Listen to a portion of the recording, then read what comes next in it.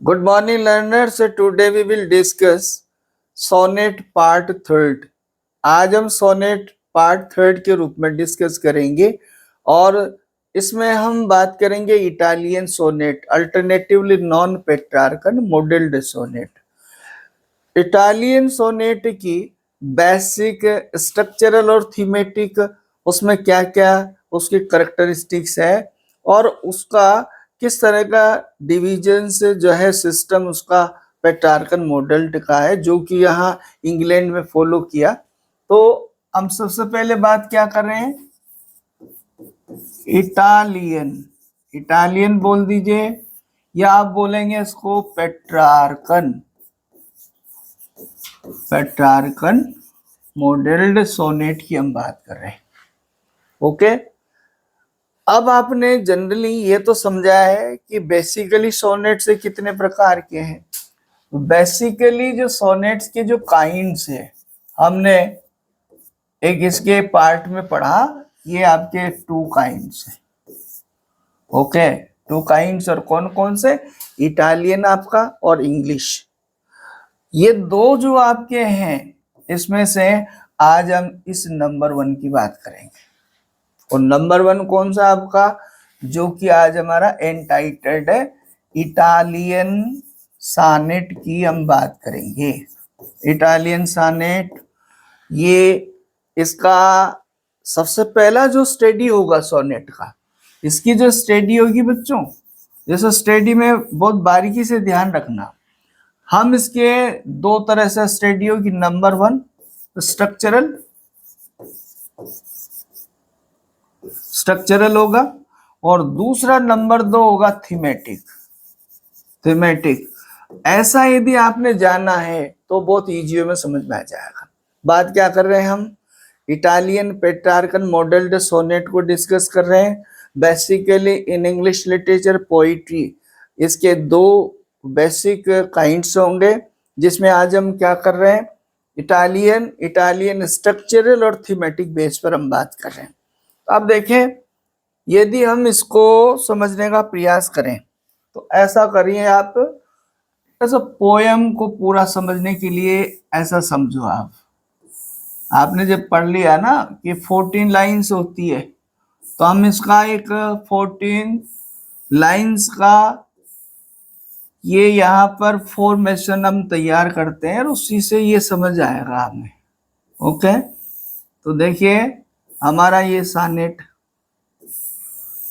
Italian Petrarchan, और आपका फिर क्या कहलाया, ये मिल्टोनिक, वो क्या कहलाया, क्लासिकल, इसकी हम बात कर रहे हैं। ओके, आप देखो उसमें सबसे पहले नजर डाली आपने, नजर डालने पर क्या हुआ, 4 4 3 और 3। तो आपका एक पार्ट ये हो गया और एक पार्ट ये हो गया। ठीक है, ये जो आपका पार्ट हुआ, इस पार्ट को 8 ए टाइम, इस पार्ट को 8 ए टाइम समझने का प्रयास करेंगे हम। और क्या स्ट्रक्चरल इसका पैटर्न रहा, यहां ये वाला जो पार्ट है इसको कहा गया आपका, आप समझ रहे हैं, ये एक साथ में यहां लिख रहा हूं, ऑक्टेव। ये पार्ट क्या कहलाया बच्चों, ऑक्टेव। दैट मीन्स ये हुआ स्ट्रक्चरली और thematically when we come to discuss this type of sonnet, Petrarchan modelled sonnet. तो बेसिकली क्या हुआ, these 14 lines divided into two parts, दो भागों में बटा। तो दो भाग कौन सा हुआ, नंबर एक तो आपका हो गया ऑक्टेव, और नंबर टू आपका हो गया, ये नंबर टू यदि हम बात करते हैं तो नंबर टू हो गया आपका सेस्टेट, सेस्टेट ये हो गया। ऑक्टेव का मतलब हुआ 8 लाइन्स, ओके, और सेस्टेट का मतलब हुआ आपका 6 लाइन्स। ये बहुत इजी आपका जो है इंफॉर्मेशन है, जो इंग्लिश लिटरेचर वाले बच्चों को बेसिकली याद होता है। क्या हुआ, Petrarchan modelled sonnet divided into two parts, very first octave of 8 lines, okay, and other one sestet 6 lines stanza. अब आप देखो यहां बारीकी से, इसमें क्या हुआ, इसका सिस्टम बना, ये जो 4 लाइन्स है, इसका एक बना, ये 4 का एक बना, ये 3 का एक बना और ये 3 का एक बना। दैट मीन्स सब डिविजन्स, ये सब डिवीजन इसमें फिर हो गए। क्या हुआ, 4 को वहां बोला गया क्वार्टेन, यहाँ 4 को बोला गया क्वार्टेन, इसको बोला गया आपका सेस्टेट को, इसको बोलेंगे हम 3 को टर्सिट, टर्सिट, तो ये भी टर्सिट हो गया। आपको इंफॉर्मेटिवली बहुत इजी वे में पता लग रहा है कि बेसिकली 2 पार्ट्स और वो सब डिविजन्स और इनके नाम हमें ध्यान रहे बच्चों। Quatrain means 4 lines, tercet means 3 lines, okay, sestet means 6 lines, octave means 8 lines. ये बेसिक हमें याद होना चाहिए।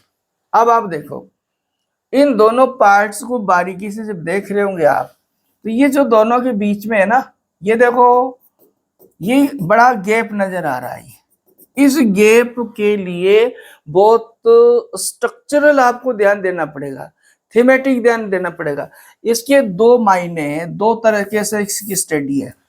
नंबर 1 आप समझें स्ट्रक्चरल, STRECTURAL स्ट्रक्चरल, और दूसरा आप समझे थीमेटिक, थीमेटिक। इसमें बहुत ही इंफॉर्मेटिव और क्वेश्चन एग्जाम में पूछा जाने वाला, यदि इस गैप को, ये जो गैप है यहाँ पर इन दोनों के बीच में जो गैप है स्ट्रक्चरल, यदि इसको आप स्टडी करते हैं तो ये क्या कहलाएगा, ये कहलाएगा बच्चों पोज, या तो इसको पोज बोल दो या फिर इसको क्या बोलते हैं सेशुरा।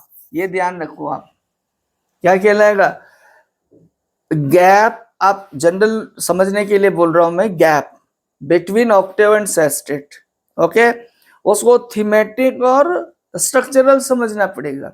स्ट्रक्चरल उसके 2 अल्टरनेटिव नेम होंगे, एक आप उसको बोल सकते हैं सेशुरा या उसको बोल सकते हैं पोज, और दूसरा थीमेटिक क्या होगा, थीमेटिक ये कहलाएगा बाट, बाट या फिर कहलाएगा वोल्टा। ये ध्यान रखना आप, बहुत सी बार एग्जाम में बहुत माइन्यूटली पूछने पर हम कंफ्यूज हो जाते हैं।